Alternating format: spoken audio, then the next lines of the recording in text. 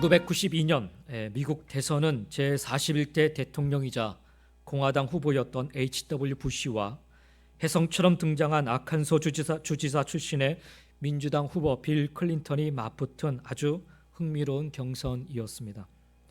누가 봐도 부시가 이기는 게임이었는데 부시는 재선에 도전하는 현직 대통령이었고 빌 클린턴은 아칸소 주지사 경력이 전부였던 나이도 겨우 40세 중반이었기 때문에 사실은 누가 봐도 부시가 이기는 게임이었습니다. 그런데 클린턴이요, 그때 강력한 선거구 하나를 들고 나와 판세를 뒤집었습니다.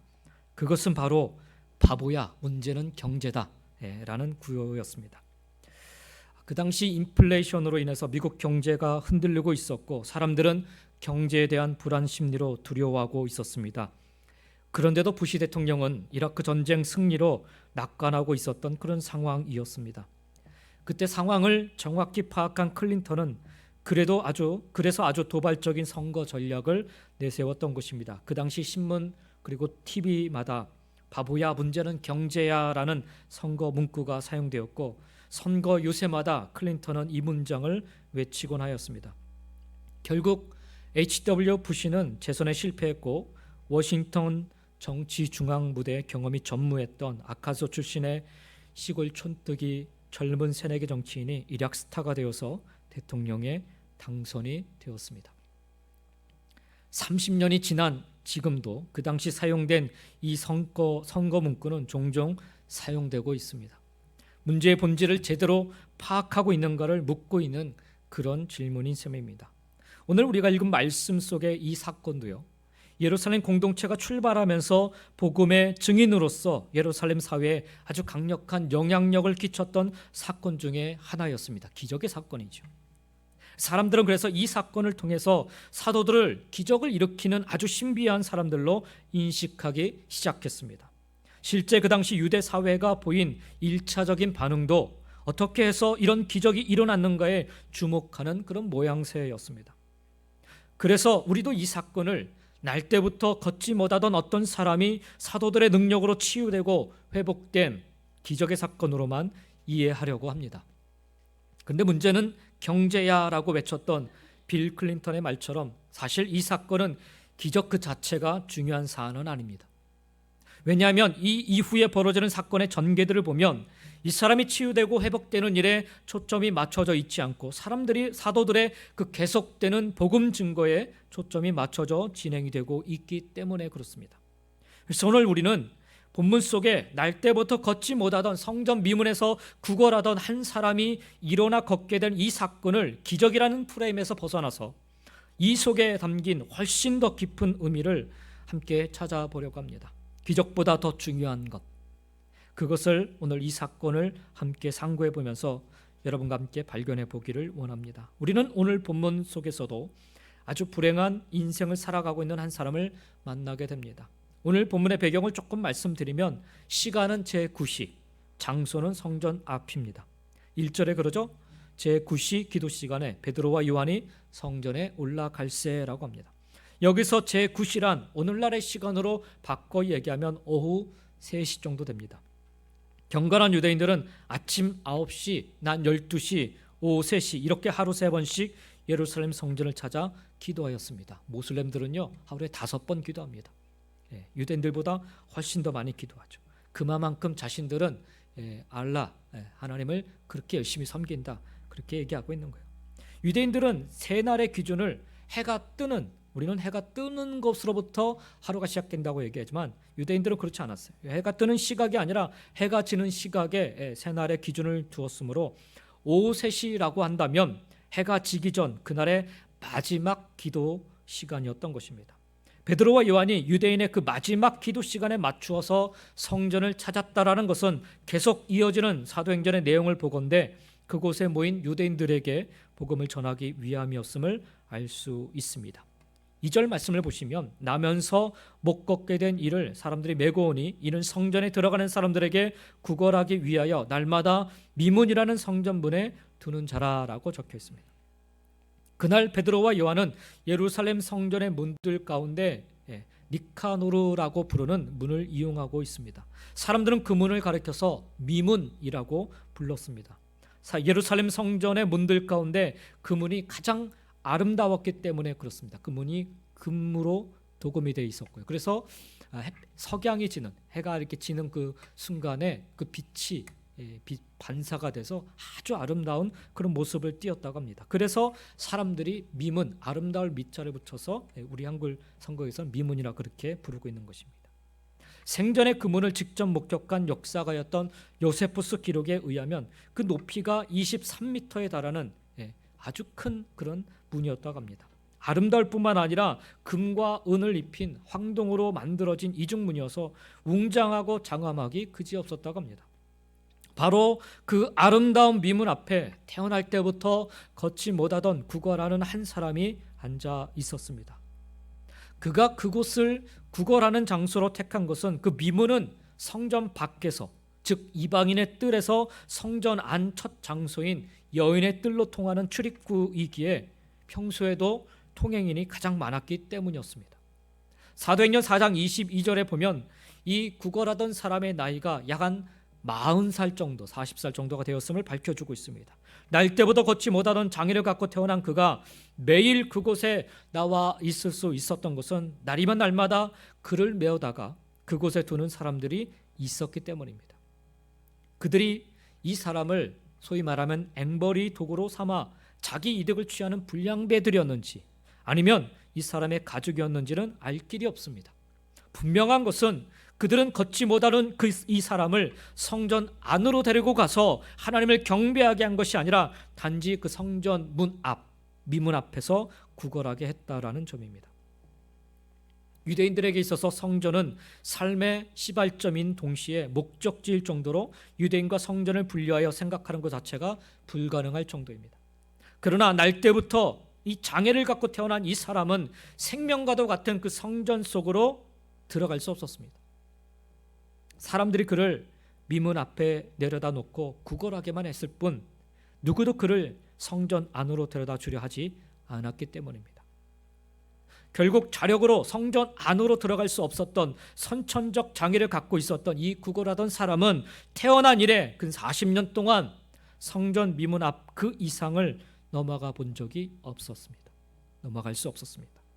그에게는 마치 이 성전은 그림의 떡에 지나지 않았던 것입니다. 날이면 날마다 성전 미문 앞에 앉아 있었으면서도 성전과 그 미문을 그림의 떡으로 간주할 수밖에 없었던 그가 겪었을 고통과 괴로움, 그리고 번민이 얼마나 컸겠습니까? 그런데 오늘 본문 8절에 보면 이 불쌍한 장애를 갖고 태어났던 사람에게 인생의 대반전이 일어났음을 증언해 주고 있습니다. 8절 말씀을 다시 보시면 뛰어 서서 걸으며 그들과 함께 성전으로 들어가면서 걷기도 하고 뛰기도 하며 하나님을 찬송하니라고 적혀 있습니다. 무려 40여 년 동안 단 한 번도 일어서 본 적도 없던 그가 일어난 것은 말할 것도 없고 하나님을 찬미하며 그 미문을 통과하여 성전 안으로 뛰어 들어갔던 것입니다. 평생 걷지 못하던 그에게 마치 그림의 떡과도 같았던 그 미문과 성전이 비로소 아름다운 미문이 되고 비로소 성전이 된 것입니다. 그 순간 그는 얼마나 감격스럽고 기뻤을까요? 대체 날 때부터 걷지 못하던 그에게 이처럼 극적인 대반전이 어떻게 가능할 수 있었겠는가? 오늘 본문 6절과 7절 말씀을 보시면 베드로가 이르되 은과 금은 내게 없거니와 내게 있는 이것을 네게 주노니 나사렛 예수 그리스도의 이름으로 일어나 걸으라 하고 오른손을 잡아 일으키니 발과 발목이 곧 힘을 얻고라고 말씀하고 있습니다. 미문과 성전이 그림의 떡이었을 뿐인 그가 자기 발로 그 미문을 통과하여 성전 안으로 뛰어 들어갈 수 있었던 것은 베드로가 예수 그리스도의 이름으로 그를 치유해 주었기 때문입니다. 아니 정확하게 말하면 예수 그리스도께서 베드로를 도구 삼아 당신의 생명과 그 능력으로 그 사람을 친히 일으켜 세워주셨기 때문입니다. 따라서 그가 미문을 지나서 성전 안으로 들어갔다라는 것은 단순히 그가 미문과 성전이라는 어떤 그 장소를 통과하였다라는 말이 아닙니다. 그것은 예수 그리스도 안에서 그의 인생길에 아름다운 미문이 새롭게 열리고 그의 인생 자체가 거룩한 성전으로 회복되었음을 의미합니다. 그러면 어떻게 이와 같은 놀라운 일이 일어나게 되었는가?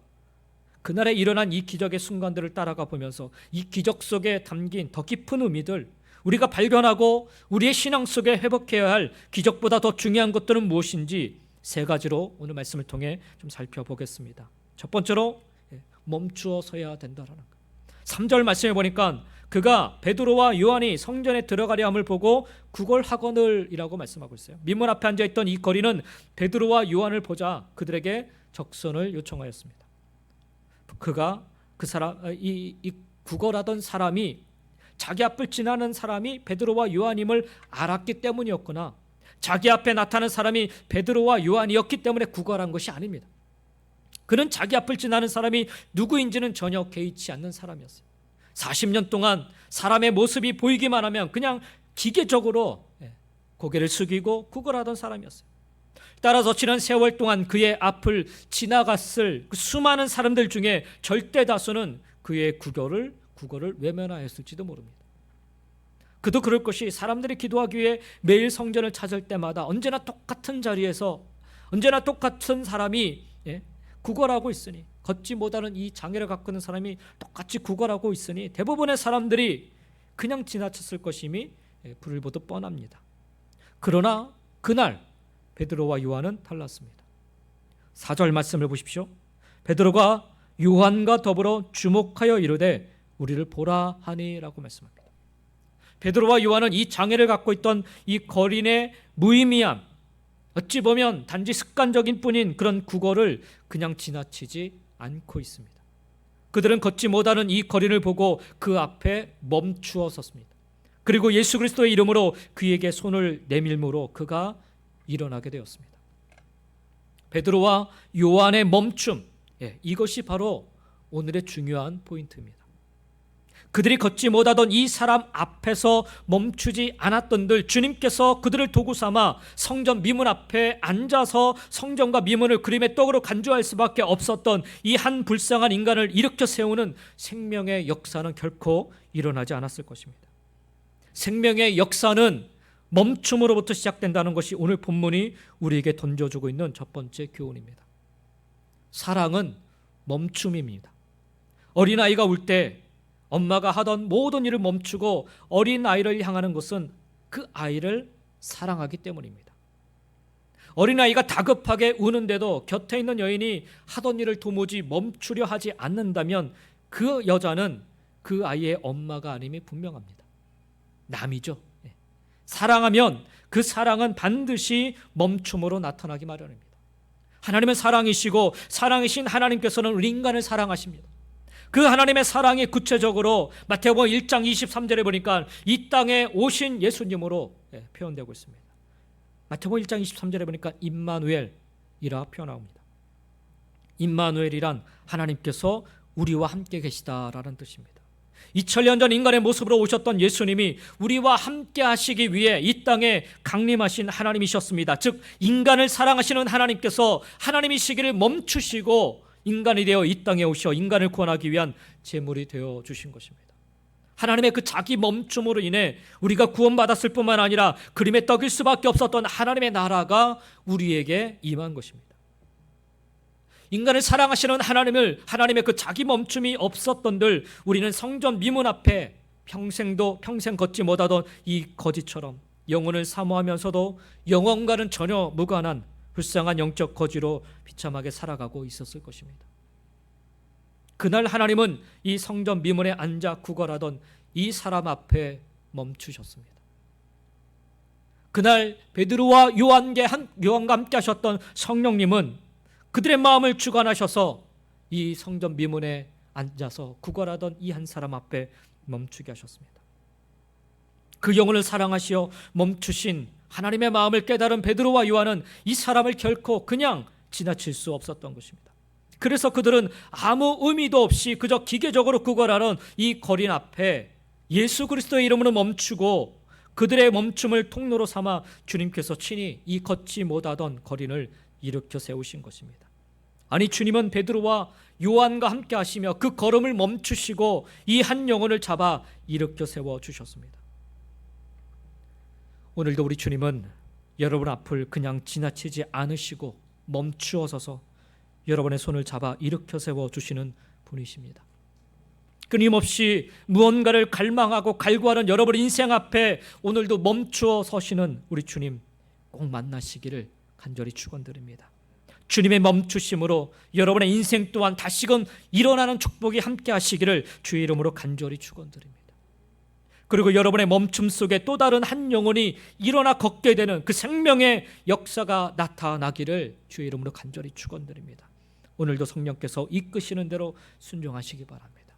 기적 이전에 우리가 봐야 될 것은 바로 멈춤입니다. 두 번째로 오늘 본문 속 날 때부터 걷지 못하던 이 거지가 일어나게 된 중요한 원인은 베드로와 요한 그리고 이 거린의 시선 때문이었습니다. 시선이 중요합니다. 믿음은 시선입니다. 믿음은 눈을 틀어 하나님을 바라보는 것입니다. 세상을 의지하다 눈을 버리고 하나님께 시선을 고정시키는 순간부터 우리 인생은 하나님에 의해 아름다운 미문을 통과할 수 있게 되는 것입니다. 3절 말씀을 다시 보겠습니다. 그가 베드로와 요한이 성전에 들어가려 함을 보고 구걸하거늘 이라고 합니다. 여기 말씀을 보면 성전에 들어가려는 베드로와 요한을 이 거린이 먼저 보았다라고 이야기하고 있습니다. 우리말 보다로 번역된 헬라어, 여기 사용된 이 3절에 사용된 헬라어는 에이도입니다. 오늘 여기 사도행전 3장 1절부터 우리가 읽은 10절 안에 보다라는 단어가 많이 나오는데 다 달라요. 그래서 여기 3절에 사용된 보다는 헬라어로 에이도인데 영어로 옮기면 그냥 see라는 그런 단어가 됩니다. 특별한 의미를 두고 보는 것이 아니라 그냥 단지 내 시야에 들어왔기에 그냥 별 의미 없이 쳐다보는 것을 뜻할 때 사용하는 단어가 바로 에이도라는 단어입니다. 그 장애를 가진 거지는 평생 그 자리에서 구걸하던 사람이었어요. 자기 앞을 지나는 사람이 누구인지는 그에게 전혀 중요하지 않았습니다. 그저 눈앞에 사람의 모습이 어른거리기만 하면 기계적으로 올려다보며 구걸할 뿐이었습니다. 그날이라고 예외는 아니었습니다. 그는 평소처럼 자기 앞을 지나는 베드로를 아무 의미도 없는 희멀건 눈으로 올려다보며 적선을 요청했던 것입니다. 그런데 이것에 대한 베드로의 반응이 놀랍기만 합니다. 4절 말씀을 다시 보시면 베드로가 요한과 더불어 주목하여 이르되 우리를 보라 하니라고 합니다. 베드로는 아무 의미도 없이 자신을 건성으로 쳐다보는 이 장애인 거지를 얼마든지 그냥 지나쳐 버릴 수도 있었을 거예요. 더욱이 그때 시각이 하루 일과 중에 가장 심신이 피곤한 오후 3시였음을 감안하면 그것은 충분히 있을 수 있는 일이었습니다. 그러나 베드로는 그 자리에 멈추어 서서 이 사람을 주목하였습니다. 여기 주목하다라고 번역된 헬라어 동사는 아테니조입니다. 주의를 기울여 쳐다보다, 자세히 들여다보다, 응시하다라는 그런 의미를 갖고 있습니다. 그날에 베드로와 요한을 쳐다보던 그 거지는 희멀건 눈으로 아무 의미 없이 베드로를 보았을 뿐인데 베드로는 도리어 그를 응시하였습니다. 주목하여 보고 있습니다. 그리고 거지에게 우리를 보라라고 말하고 있습니다. 이때 우리를 보라라는 말, 똑같은 우리나라 한국말이지만 헬라어 동사를 보면은 블레포라는 단어가 사용됩니다. 다 다른 단어가 사용되고 있어요. 이 블레포라는 단어는 주목하다라는 뜻이에요. Look at me 할 때 사용하는 그런 단어입니다. 건성으로 자신을 쳐다보고 있는 이 거지에게 베드로는 자신을 똑바로 쳐다보라, 나 좀 똑바로 봐라고 이렇게 지금 촉구하고 있는 것입니다. 그런데 베드로의 이 요청에 베드로를 보는 이 걷지 못하던 자의 시선이 달라집니다. 5절 말씀을 보시면 그가 그들에게서 무엇을 얻을까요? 바라보거늘 합니다. 여기 5절에 우리말로 번역된 바라보다라는 말, 원문상으로 바라보다, 바라며 보다라는 의미예요. 바라며 보다라는 거예요. 이때 사용된 보다라는 단어는 헬라어로 에페코인데요, 온 시선을 집중시키다라는 그런 말이에요. 굳게 붙잡다, 꽉 잡다, 고수하다, 이런 의미를 담고 있는 단어가 에페코라는 단어입니다. 건성으로 쳐다보던 이 사람의 시선이 어느새 베드로에게 아주 집중하고 있는 모습으로 바뀌어가고 있습니다. 우리는 베드로와 성전 미문에 앉아있던 이 거린 사이에 벌어진 이 짧은 내용 속에 다양한 시선이 오가고 있는 것을 보게 됩니다. 그리고 이 걷지 못하던 거린을 응시하는 베드로의 시선과 베드로의 그 시선에 집중하기는 이 거린의 시선이 일직선상에서 부딪히는 그 순간 베드로가 이 거린의 눈을 들여다보며 이렇게 얘기합니다. 이 6절 말씀이에요. 은과 금은 내게 없거니와 내게 있는 이것을 내게 주노니 나사렛 예수 그리스도의 이름으로 일어나 걸으라. 6절의 이 말씀은 그래서 여러분 그냥 지나치다가 툭 던진 말이 아니라 아주 깊이 있는 그런 아주 디테일한 그런 상황 속에서 던져진 말이에요. 이 말을 계속 이 거린의 눈을 쳐다보면서 손을 내밀어 그의 오른손을 잡아 일으키며 하는 말이에요. 거린 역시 베드로의 눈을 뚫어지게 바라보면서 베드로가 내민 손을 의지하여 마침내 일어서게 됩니다. 나사렛 예수의 이름으로 성전 미문 앞에서 새 생명의 역사가 일어나게 된 것입니다. 이 같은 베드로와 이 거린의 시선의 변화는 과연 무엇을 의미하는 것일까요?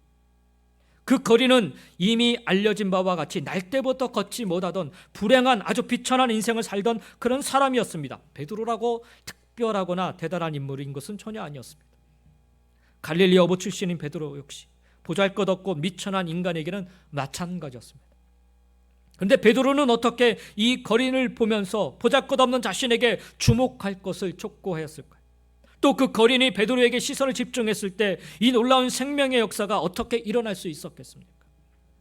베드로가 날 때부터 걷지 못하던 이 거린을 향해 자신을 주목하라 말할 때 그것은 보잘것없는 자신, 인간 베드로를 주목하라는 말이 아니었습니다. 비록 은과 금은 없지만 자신에게 있는 은과 금보다 더 귀한 자기 속에 살아계신 예수 그리스도를 주목하라는 복음의 초청이었던 것입니다. 이 거린이 베드로에게 온 시선을 집중할 때 그의 시선이 집중한 것은 정말 보잘것없는 미천하게 짝이 없는 어부 출신 베드로가 아니었어요. 그의 시선이 집중한 것은 베드로를 통하여 자신을 응시하고 계신 예수 그리스도였던 것입니다. 따라서 이 거린의 시선과 불꽃을 막 튀기듯 맞부딪힌 것은 베드로의 시선이 아니라 베드로 속에 역사하신 예수 그리스도 우리 주님의 시선이었던 것입니다. 그 시선은 일반 사람들의 시선과는 전혀 달랐습니다. 그 시선은 평생을 땅바닥에 주저앉아 살아오던 그가 처음 느껴보던 생명이었고 사랑이었습니다. 평생을 사람들이 자신을 내려다보며 불쾌해하고 무시하고 못마땅하게 여기며 자신의 인생을 깔아뭉기던 그런 시선이 아니라 얼마나 사랑스러운 눈으로 아끼고 소중히 여기며 귀하게 여기던 시선이었는지, 그래서 그는 그 주님의 그 사랑과 생명을 에페코 굳게 붙잡았던 것입니다. 그냥 쳐다본 게 아니에요, 여러분. 그때 베드로가 나사렛 예수 그리스도의 이름으로 이 거린에게 손을 내밉니다. 그것은 이미 베드로의 손이 아니었습니다. 그것은 평생을 고통 속에 살아온 그 사람을 살리시기 위해 십자가에 못 박혀 보혈을 흘리신 예수 그리스도의 손이었습니다. 피 묻은 주님의 손이 주저앉아 평생을 살아온 이 사람의 손을 잡으신 것입니다. 그와 동시에 이 거린은 주님의 피 묻은 손에 이끌려 일어났던 것입니다. 태어난 이래 40여 년 동안 단 한 번도 일어서 본 적이 없던 그가 예수 그리스도를 의지하여 자기 발로 일어선 것입니다. 그는 더 이상 날 때부터 걷지 못하던, 아니 걸을 수 없는 그런 장애인이 아니었습니다. 예수 그리스도 안에서 40여 년 걸친 절망적인 그 장애의 생활과 작별한 그에게 새로운 인생이 기적처럼 주어진 것입니다. 그 기적의 역사, 생명의 역사는 그가 눈을 들어 주님을 향해 자신의 시선을 집중하는 것으로부터 시작되었습니다. 그저 쳐다보다 이제는 굳게 붙잡는 시선으로 바뀌게 되면서 그는 이 기적의 현장으로 들어갈 수 있었던 것입니다. 만약 그가 베드로를 통해 자신을 응시하시는 주님께 자신의 시선을 집중하지 않았더라면, 그저 힘을 건 눈으로 아무 의미도 없이 그냥 건성으로 인간 베드로를 한번 쳐다보는 것으로 그쳐버렸더라면 그는 그날 이후에도 계속 걷지 못하는 장애의 삶으로 살다 비참하게 죽었을지도 모릅니다. 여기에서 결코 간과해서는 안 될 한 가지 중요한 사실이 있습니다. 이 걷지 못하던 거린이 주님을 향해 자신의 시선을 집중하기 전에 베드로 속에 역사하시는 주님께서 먼저 이 사람을 응시하셨다라는 거예요. 주목해서 보셨다라는 거예요. 주님께서는 이 사람을 주목하여 보신 것으로 그치지 않으시고 베드로를 통해 당신의 시선에 집중하라 이 거린을 초청해 주셨습니다. 주님께서 베드로를 통로로 삼으셔서 이 걷지 못하던 거린에게 당신의 사랑과 생명의 시선을 햇빛처럼 먼저 쏟아 부어주신 것입니다. 만약 주님께서 베드로를 통해 이 거린에게 당신의 생명과 사랑의 시선을 먼저 부어주시지 않았던들 이 사람이 베드로에게 시선을 집중할 리는 없었겠지요. 설령 그렇게 했다 할지라도 그날 아무 일도 일어나지 않았을 것입니다. 주님께서 그 속에서 역사하지 않는 베드로란 무식하고 하찮은 빈민에 지나지 않기 때문에 그렇습니다.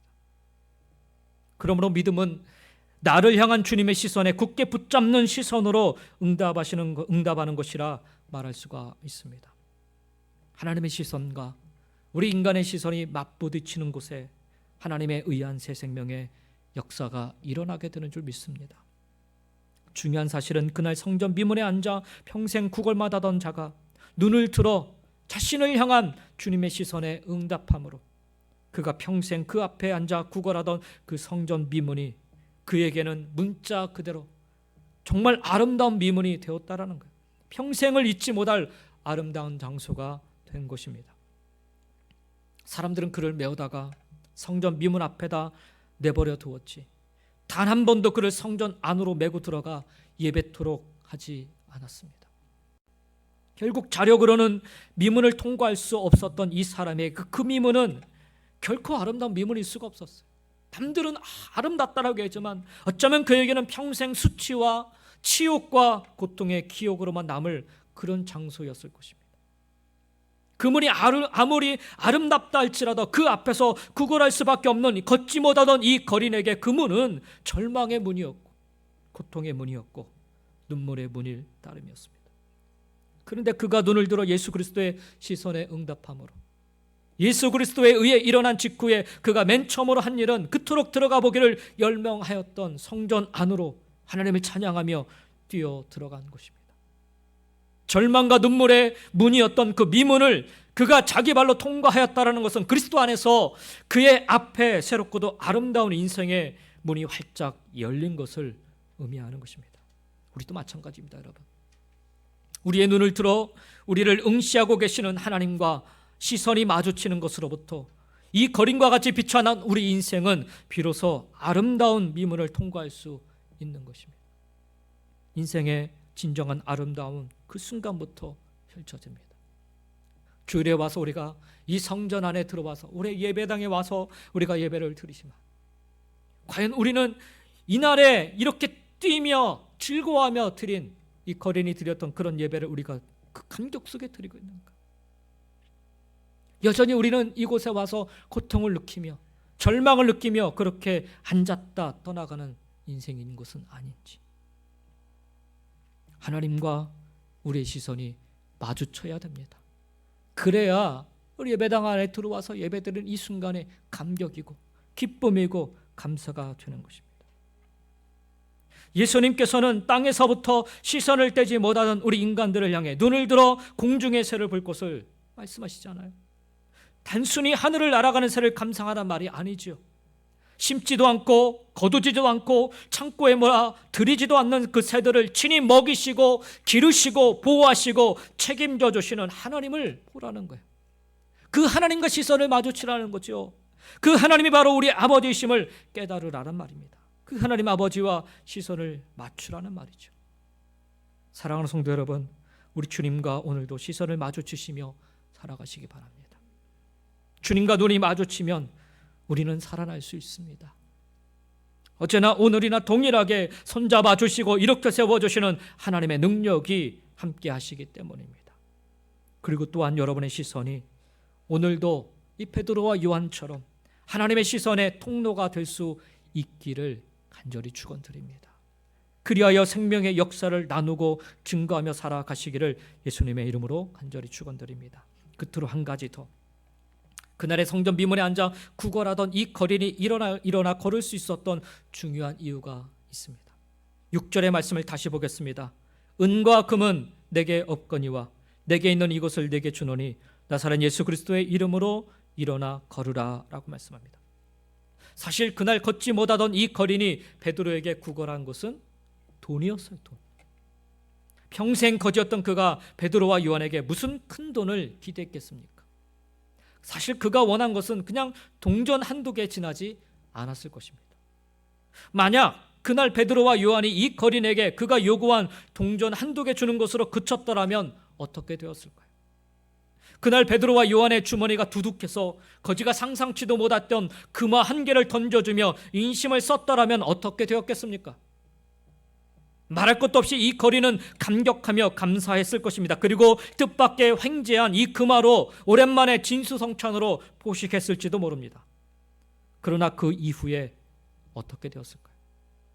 그 다음 날에도, 그 다음 달에도, 그 다음 해에도 그는 변함없는 걷지 못하는 인생으로 여전히 구걸하는 거린으로 살다가 비참하게 죽고 말았을지 모릅니다. 그래서 베드로는 자신에게 구걸을 하고 있는 적선을 요청하는 이 사람에게 은과 금은 내게 없거니와 라고 대답하고 있습니다. 평생 구걸로 연명해온 이 거지가 베드로에게 요구한 것은요, 금전이나 은전 아니었습니다. 그저 동전 한두 개 정도였을 것입니다. 따라서 그 순간 베드로의 주머니가 정말 텅텅 비어 있었다면, 구태여 미안하지만 내게는 동전이 하나도 없다라는 식의 그런 대답이면 충분하지 않았을까요? 구태여 단위를 몇백 배 끌어올려서 이 거린이 기대할 리도 없는 은과 금이 없다, 이렇게 대답할 리가 까닭이 없었던 거죠. 뻥튀기를 해도 이렇게 뻥튀기를 하나. 근데 베드로는 이 걷지 못하는 이 거린의 눈을 들여다보면서 왜 굳이 자신에게 은과 금이 없노라라고 말을 했을까요? 우리는 그 해답을 계속 이어지는 베드로의 말 속에서 찾을 수 있습니다. 6절 말씀을 다시 보시겠습니다. 은과 금은 내게 없거니와 내게 있는 이것을 내게 주노니 나사렛 예수 그리스도의 이름으로 일어나 걸으라 말씀합니다. 베드로는 은과 금이 없다는 구실로 자신에게 구걸하고 있는 이 거린을 외면해 버리지 않았습니다. 그는 은과 금 대신에 이 거지에게 꼭 주고 싶은 것이 있었습니다. 베드로는 그것을 지시대명사 헬라어로 투토라는 단어를 사용해서 내게 있는 이것이라 강조하고 있습니다. 베드로에게 있는 이것이란 바로 베드로 속에 살아 계시는 예수 그리스도였습니다. 베드로는 그 불쌍한 거지에게 금과 은으로 상징되는 세상을 주려 하지 않았습니다. 베드로는 그 불쌍한 거린에게 예수 그리스도 안에 있는 영원한 생명을 주기를 원했습니다. 그 생명을 지닌 사람만 그의 호흡이 멈추는 순간 영원하신 하나님의 나라에 들어갈 수 있고, 그의 육체가 흙으로 사라지는 순간에도 영원한 생명을 누릴 수 있기 때문에 그렇습니다. 은과 금보다 더 귀한 영원한 생명을 주기 원했던 베드로는 은과 금은 내게 없거니와 상대적으로 비교해서 얘기하고, 그래서 베드로는 걷지 못하는 이 거린에게 예수 그리스도의 이름으로 일어나 걸을 것을 주문한 것입니다.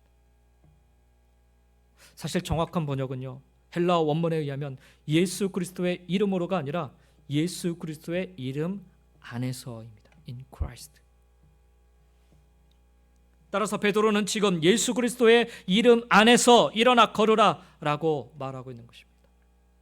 일어서기 전에 예수 그리스도 안에, 예수 그리스도의 생명 속에 먼저 들어가는 믿음이 선행되어야 함을 분명히 밝힌 것입니다. 예수 그리스도를 향한 믿음이 먼저라는 것입니다. 기적이 중요한 게 아니에요, 여러분. 이 사람이 일어나 걷는 게 중요한 게 아니라 예수 그리스도 안에 들어가 있는 것이 먼저 중요하다는 거예요.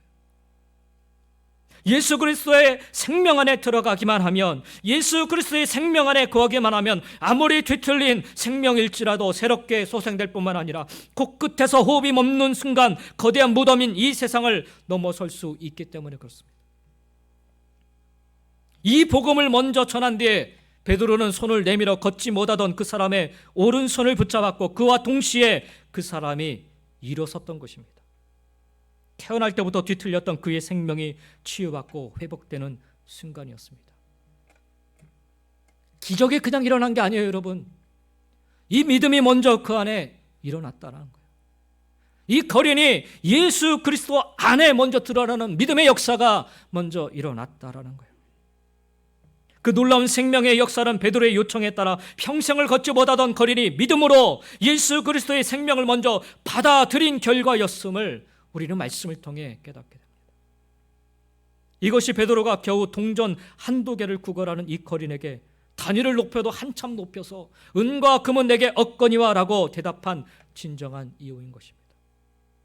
자신이 지금부터 이 거린에게 주려는 예수 그리스도 안에 있는 이 생명을 이 세상의 그 어떤 금과 보화로도, 아니 이 세상을 송두리째 준다 한들 결코 살 수 없는, 값으로 따질 수 없는 보배 중에 보배이기 때문에 그렇습니다. 기적이 중요한 게 아니라 영원한 생명이 더 중요합니다. 예수 안에 생명이 있습니다. 예수만이 길이요 진리요 생명입니다. 베드로는 능력이 없지만 예수 안에 생명이 있고 능력이 있기에 예수 이름의 권세로 그날에 이 걷지 못하던 거린이 일어나 걷게 될 줄 믿었던 것입니다. 이와 같이 예수 이름의 능력으로, 그 이름의 권세로 우리도 얼마든지 일어나 걸을 수 있게 되는 줄 믿습니다. 은과 금은 내게 없거니와 내게 있는 이것을 내게 주노니 나사렛 예수 그리스도의 이름으로 일어나 걸어라. 이 말씀에 우리 모두 아멘으로 고백하시니 일어나 승리하는 삶을 살아가시기를 예수의 이름으로 간절히 축원드립니다. 일어나는 기적이 중요한 게 아니라 예수 그리스도 안에 있는 믿음, 예수 그리스도 안에 있는 생명 안에 들어가는 것이 더 중요하다라는 거예요. 말씀을 마치겠습니다. 사람들은 오늘 본문 속 거지, 날 때부터 걷지 못하던 자가 일어선 것을 기적으로 여깁니다. 그러나 그것은 기적이 아닙니다. 전능하신 하나님께 그것은 기적일 수 없습니다. 기적 중의 기적은 생명이신 예수 그리스도께서 가던 길을 멈추사 베드로를 통해 먼저 날 때부터 걷지 못해 평생을 고통스럽게 살아가던 소망 없는 이 거린을 먼저 찾아가 주신 게, 그게 기적이에요, 여러분. 그 보잘것없는 자, 그 거린을 당신의 영원한 생명 안으로 초청해 주신 것, 여러분, 이것이 기적 중의 기적인 것입니다. 그를 주목하여 바라보시고 그에게 복음을 들려주시고 그에게 예수를 믿게 하시며 주님 품에 그를 품어주신 것이 바로 진짜 기적이라는 거예요. 여러분 인생 앞에 오늘도 멈춰 서시는 우리 주님, 그 주님을 만나는 것이 여러분, 그게 오늘 우리가 경험하는 기적이라는 거예요. 그 어떤 문제일지라도, 그 어떤 상황일지라도 하나님은 결코 우리를 그냥 지나치지 않으시기에 오늘 우리 앞에 멈춰 서시는 그 주님을 바라보는 것이 바로 기적인 것입니다. 여러분의 그 고통당하는 그 순간, 여러분이 힘들어하는 그 순간, 여러분이 좌절하여 주저앉아 있는 그 순간을 우리 주님은 결코 그냥 지나치지 않으십니다. 오늘도 그 앞에 멈춰서 계십니다. 그리고 사랑의 눈으로, 긍휼의 눈으로, 위로의 눈으로 주목하여 바라보십니다. 그 주님과 시선을 마주칠 수 있으시기를 간절히 소망합니다. 그저 습관처럼 오늘 하루도 대충 보고 살지 마시고요, 나를 주목하여 보고 계신 우리 주님의 시선에 눈 마주칠 수 있기를 간절히 소망합니다. 아침에 일어나 큐티하는 순간이 바로 우리 주님과 눈 마주치는 순간일 수 있습니다. 출근길에 듣는 찬양 속에 우리 주님과 눈 마주치는 순간이 찾아올 수 있습니다. 조용히 엎드려 기도하는 순간이 우리 주님과 눈 마주치는 순간일 수 있습니다. 이렇게 하나님께 나와 예배하는 지금 이 시간이 우리 주님과 눈 마주치는 순간일 수 있습니다. 저는 주님과 눈 마주치는 순간이 오히려 더 기적이라 생각합니다. 왜요? 너무 우리가 바빠서, 아니 너무 우리가 분주해서 도무지 주님을 바라보지 않으려 하기 때문에 그래요. 주의 이름을 꼭 붙잡고 주님 품 안으로 한 발짝 더 나아가는 그런 삶을 살아가시길 바랍니다. 그러면 일어나 걷게 되는 축복은 자연히 따라오는 거예요. 치유와 회복의 축복이 함께하는 줄 믿습니다. 기적에 앞서 믿음이 먼저라는 사실, 주를 향한 믿음이 먼저이어야 합니다. 기적은 걷지 못하는 자가 일어나는 것이 기적이 아니라 진짜 기적은 예수 모르던 인생이 예수를 믿게 되는 것이 기적이고요, 예수와 상관없는 인생이 예수 안에 살아가게 되는 것이 기적입니다. 미문 밖에만 머물러 있던 인생이 드디어 미문 안으로, 성전 안으로 들어가는 것이, 이게 기적이고 축복인 거예요. 단 한 번도 하나님을 기쁨으로 찬양하고 예배해 보지 못했던 인생이 이제는 하나님의 영광과 임재 속에 살아가는 것이 진짜 기적이고 참된 축복입니다. 그래서 오늘 사도행전 3장에 보면요, 이 사람이 치유된 것들에 대해서 사람들이 계속 궁금해하는데 사도 요한이나 베드로는요, 그걸 자랑하기보다는 예수 그리스도 복음을 증거하기에 여념이 없어요. 보세요, 말씀을. 관원들 앞에 가서도요, 관원들은 베드로와 요한에게 묻습니다. 네가 무슨 권한으로 어떻게 이렇게 고치게 되는가? 아주 자세하게 고치는 과정을 물어요. 근데 이 사람들에게 뭐라 대답하냐면 복음을, 예수만을 증거합니다. 기적보다 중요한 것은 예수를 믿는 믿음이고요, 기적보다 중요한 것은 예수를 증거하는 복음입니다. 이 사실을 깨닫지 못하면요, 우리는 마치 신기루를 찾듯이 내게 필요한 기적만 찾아 헤매는 그런 인생으로 끝날 수밖에 없습니다. 그 기적 경험하면 그 사람이 바뀝니까? 변화됩니까?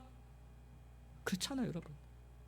오늘 내가 경제적인 어려움이 문제가 해결되면은 그냥 예수님을 정말 뜨겁게 사랑하고 예수님만을 위해서 평생을 걸어가면 살아갑니까? 아니요, 그렇지 않아요.